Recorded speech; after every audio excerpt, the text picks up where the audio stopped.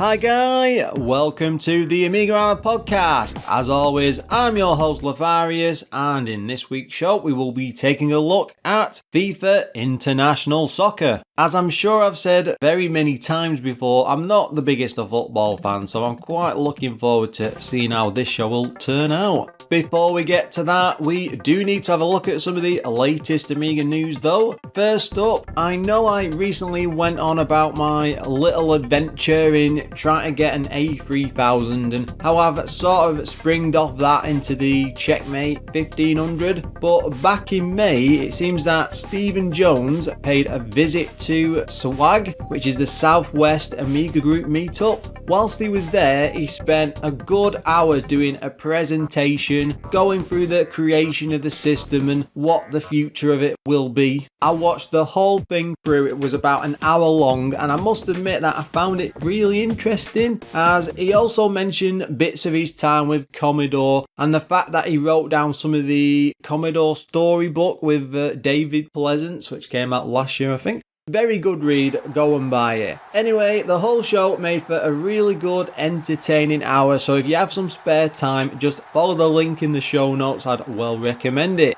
I always try and keep my eye out for new releases, and I just noticed that a brand new CD32 release has come out called Pong 4K. Now, thanks to the Saberman YouTube channel, there's a full link in the notes of course. A download of it is €5, which is really cheap, or $9 for the CD edition, which comes in a fancy full colour DVD box, and it even has an A3 poster. I will say I haven't had a chance to play it yet, but from everything I can see, it has a very strong Speedball 2 vibe about it, especially with the graphical looks and the movements of the bats and things around the screen and the backgrounds in the audiences. There's some rocking tunes which always gets me attention for Amiga games. I don't think the CD32 gets many new releases like this, so it's always great to see some homebrew coding in action. From the store link, in the usual place, it claims to have real full screen 320 by 260 pixels, animated CDXL intro using Ham6 mode. I'm not sure what that is, but it sounds very impressive and I'm sure it's something for Amiga fans.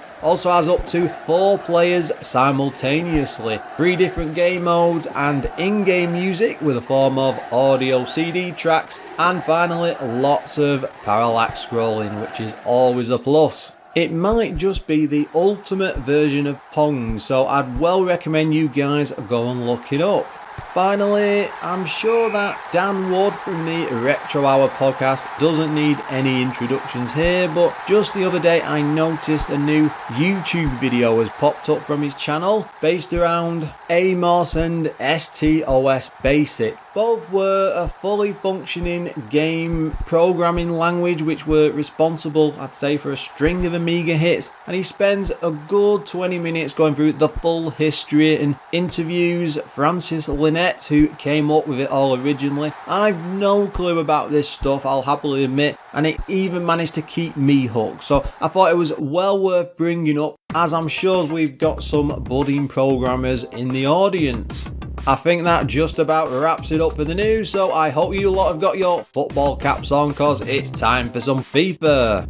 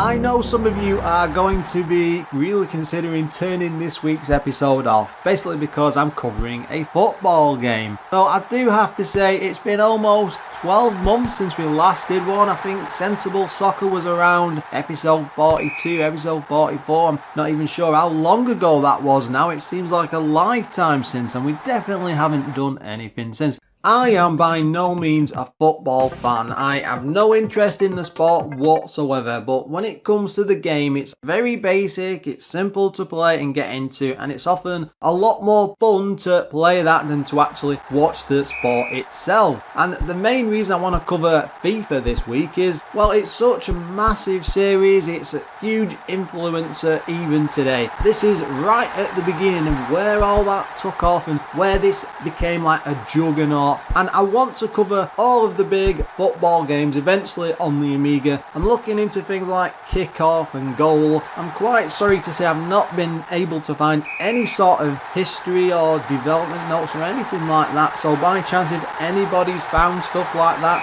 drop me a line. I suppose that's very lazy, isn't it? Rely on listeners to help out with background research. Though guys, honestly, I have tried as much as I can do. I'm always wandering around and hoping to find something special. I'm bound to have missed something. Anyway, let's continue with the show. Now, FIFA was published by EA. They did Adventure Construction Set, Arctic Fox. I always try and pick out a few interesting games. The Desert Strike series, or the Strike series, the one with a copter. We did Desert Strike many moons ago. I think it was episode 14, 15, something like that. FA18, Interceptor, Kid Pix, Skyfox, etc, etc. I could go on about EA's games for ages, but they released a fair ton, and then it got to around about, I think it was 93, maybe late 92, and they just dropped off the Amiga chart completely and just stopped releasing very many games, effectively because they'd gone on to like the consoles, and that's where all the money was. Now, the developer behind this was Visual Sciences, and they only ever worked on this, and it might explain a bit more when we get to the development side. This came out in 1994 on just 3 floppy disks. Weirdly, especially with this being EA, there was no AGA version, but it will play a lot faster if you've got a stock Amiga 1200. It also has full 2-button support on the controller, which definitely is a plus. Of course, this is a 2-player game, and it was priced at £29.99.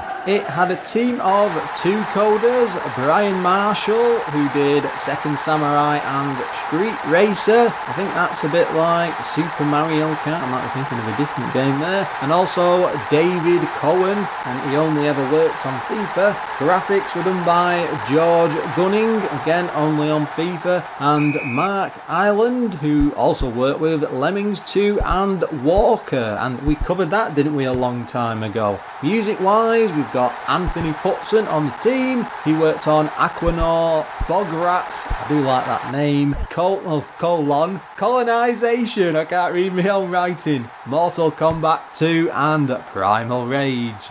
Apologies to that guy, working on colons. What am I like? After great success with the Madden and NHL hockey games, EA was actively looking to expand into more sports titles. After creating a prototype football game using the engine from Madden, they realised it just wasn't good enough.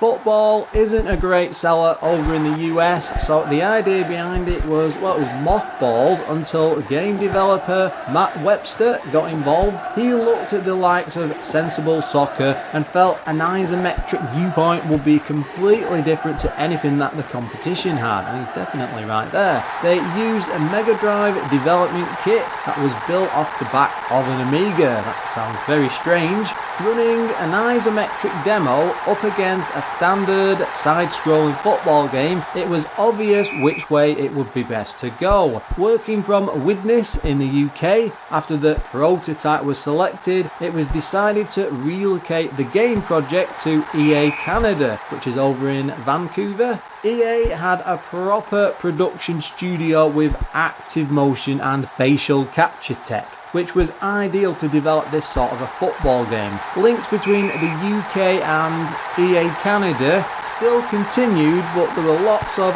late night calls for the development, and regular development goals meant the two teams could keep in touch with each other across the ocean. Now, the new isometric viewpoint meant that there was lots more detail and animation included in the game. Add to this an AI editor that allowed the football teams to move in actual formations from the game. They spent a lot of time making the players follow the ball correctly, which led to a more believable football experience, which depends on your point of view.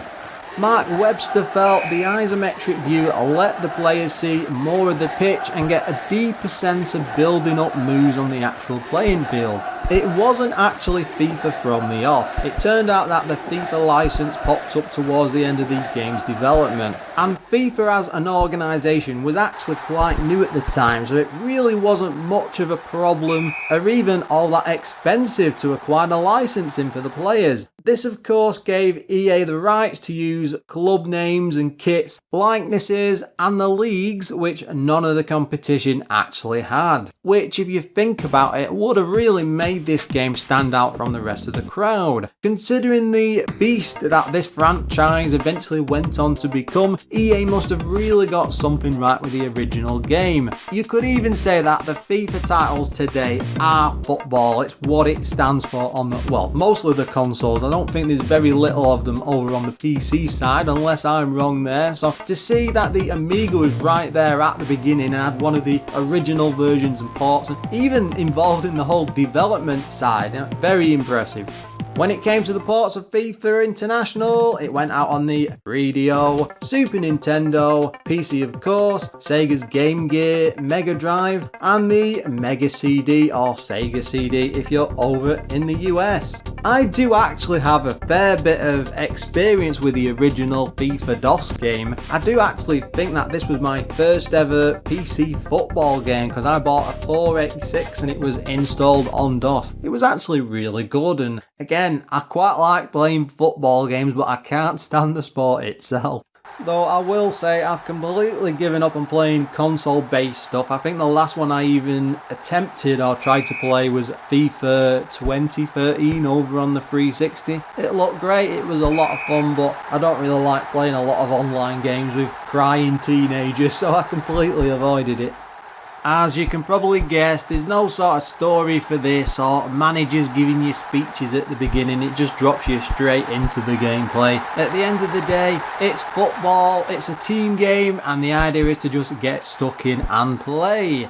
After going through all of the options and settings on the menu screen, which also lets you select which mode you want to play the game in, it pretty much just plonks you down straight on the pitch. That then lets you have a coin toss, which of course lets you flip a coin to choose who kicks off with the ball first or which half to play from. I always prefer playing top to bottom, but it does reverse this in the second half, so it's always best to get the ball first if you can, because that will give you a chance to score some goals first before it all gets manic. The whole pitch is presented in a 3D isometric view with a sprite-drawn crowd that watches from behind barriers without any sort of movement whatsoever. All of the pitch lines and players are fully drawn animated sprites, with both sides having their own unique colour kits depending on the team that you selected at the beginning. If you haven't played football before, it's just a matter of booting the ball to the other goal, getting it past the goalie and scoring a goal. And for all of you football fans listening, no, there is no offside rule. There aren't any in-game bars or info on the screen, but when it comes to throw-ins or kicking off from the line after a goal, a small text bar will pop up with the team name, remaining time and the score. That's functional at best, but it's not exactly pushing the Amiga to its limits. Each team has a rank, things like shooting, running and passing. That's rated out of 10. The higher the number the better, and it's not until you play with some of the greater players on teams like Brazil that you can actually tell any sort of difference. The balance is good enough that small teams coming from the middle of nowhere aren't going to be beating the likes of Brazil or other World Cup contenders from the time. Tom Stone from EA also makes a brief appearance as the announcer between matches to talk about what's to follow, but there aren't any actual voices, so nothing to get too excited about. He was involved in the development as well, by the way. This is still early days for football games, folks, so none of the huge sponsorships or over-the-top voicing and licensing and faces has even come close to this yet. When it comes to the controls, FIFA will use a second button if you have one available, but even with a single button press, it does a relatively good job, I thought, of using moves to boot the ball around the pitch. A slight tap will pass it around, whilst longer presses will add some distance. Moving the stick off in a direction will kick the ball over and past, hopefully, the goalie's hands. Tackling others is just done with a simple ball tap, but you still need to be careful not to foul the other person unless you switch that off in the options. I will say this doesn't control like kickoff or sensible soccer. It needs a lot less skill to play. The ball is stuck to your player's feet once you collect it, meaning you can perform some nifty tricks as you circle other players or try to avoid being tackled. In the options, you can set things like formations and overall team strategy, as well as the starting lineup, but there's no market or team management mode really, so it's all a bit pointless. Just a set of basic options that won't really do much for most people, but fun if you want to try and match to a team of the time. There's also a few game modes thrown in like league, playoffs, tournaments and exhibition mode, which just help extend the game. It does have a 2-player mode as well for these, which is a must for football games. And to be honest, I would have been really worried if they did not include one at all. This is readily available to play on Amiga Live, so if anyone fancies giving it a go, you can try booting the ball around the pitch. Thankfully, there's a password system included, so if you want to save the game and not cancel any of the game modes that you're in, you can do that.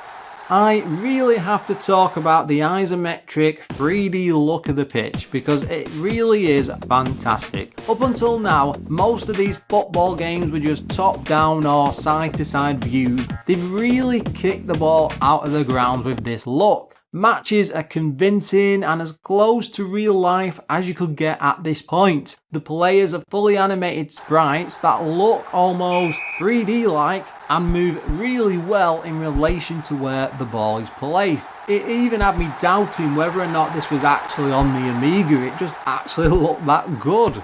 It's by no means perfect though, as the players are sadly all cut and paste jobs. There's not even a chance to change the hair colour. But at the same time, being such an early game and working alongside that isometric viewpoint, it does achieve an awful lot more with the graphics than anything else I've seen on the Amiga so far. And for that, it does deserve a lot of praise. When it comes to things like throw-ins from the sides or corner kicks, there's a neat little preview window of the area around the player whilst the main camera is focused elsewhere. Now that might not sound like much, but when you think about it and see it in action, it's actually really quite technically impressive, if that's the right thing to say. One thing I did notice was there were an awful lot of brand names dotted around the pitch. Quite funny to think that the likes of Panasonic and Adidas had already started to pay for adverts in football games even then. Yep, you can't escape from them, even from the off they were starting to appear. When it comes to the sound, this really has some fantastic opening music that takes full advantage of the Amiga stereo. It jumps back and forth between the two speakers and it impressed me no end, and you even get the EA Sports voice in all its glory. EA Sports, it's in the game. That is ingrained into my memory. When it comes to other sound effects, there's not much beyond the in-game chants from the crowds and then a few cheers dotted throughout. They get really excited the closer you get to the ball and seem to respond to situations, but if you listen to the generic crowd noise, it's just a few seconds on loop with lots of people cheering. I think most football games were doing stuff like this back then, and as things like CD drives became more and more prevalent and used in a lot more games, it was a lot easier to spread these type of samples out and have different sounding sounds. It's a bit of a simple crowd system, but it's definitely great for pulling you into the match and action. It makes it feel a lot more alive than it actually is. At the same time, a lot of the other football games just couldn't do this whatsoever. I do seem to be putting a lot of praise on this, but we do need to have a look at some of the game's problems. First up, yes, it looks incredible and it captures the excitement of playing in 3D, but there seems to be a slight judder to the graphics. It's almost as if it's missing a frame as the screen moves around the pitch. You will get used to it though, and the game definitely doesn't run silky smooth, even on the most souped up powerful Amiga I could try on via emulation.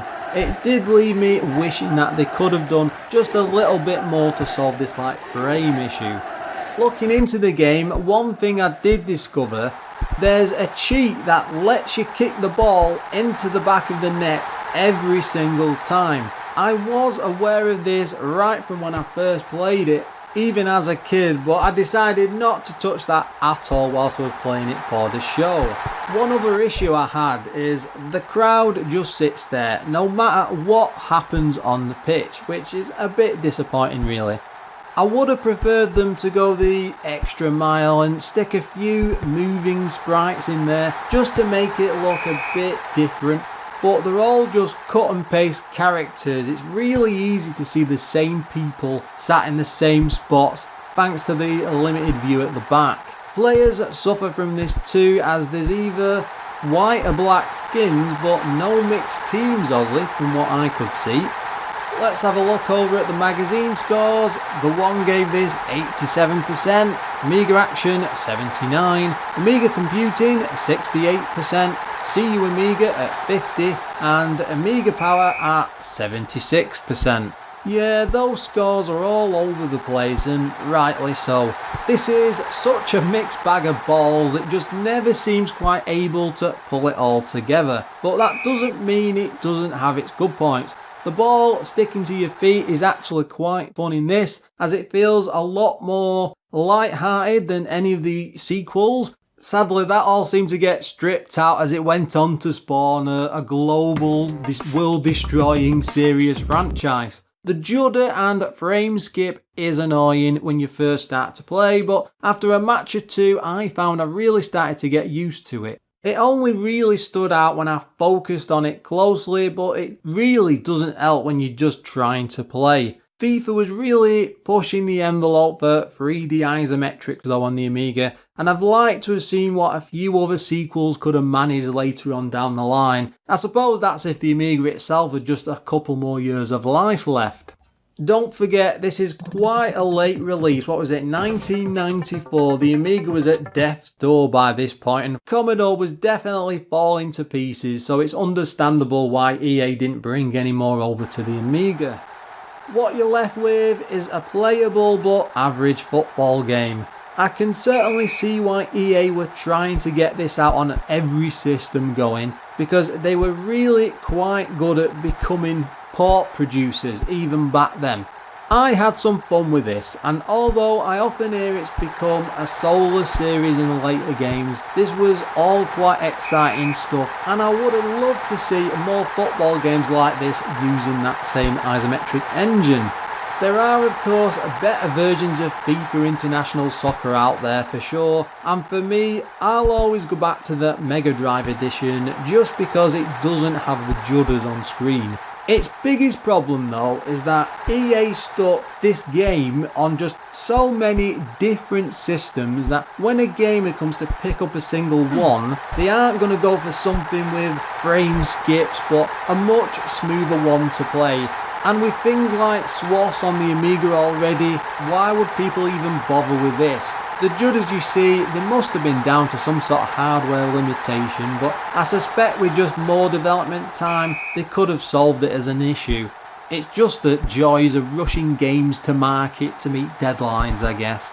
This is no Sensi beta, and I doubt Sensible Software are even worried when they first played it, as the playability just isn't here.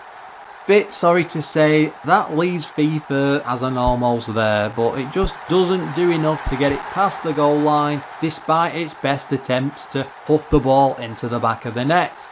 Hang on a minute, am I really doing football analogies? God, I think I need to go and lie down.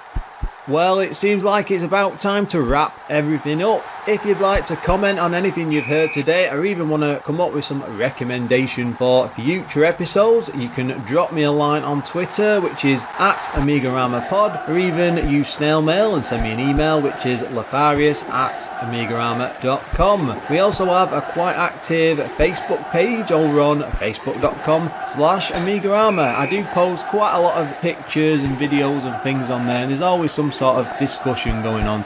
Well worth having a look.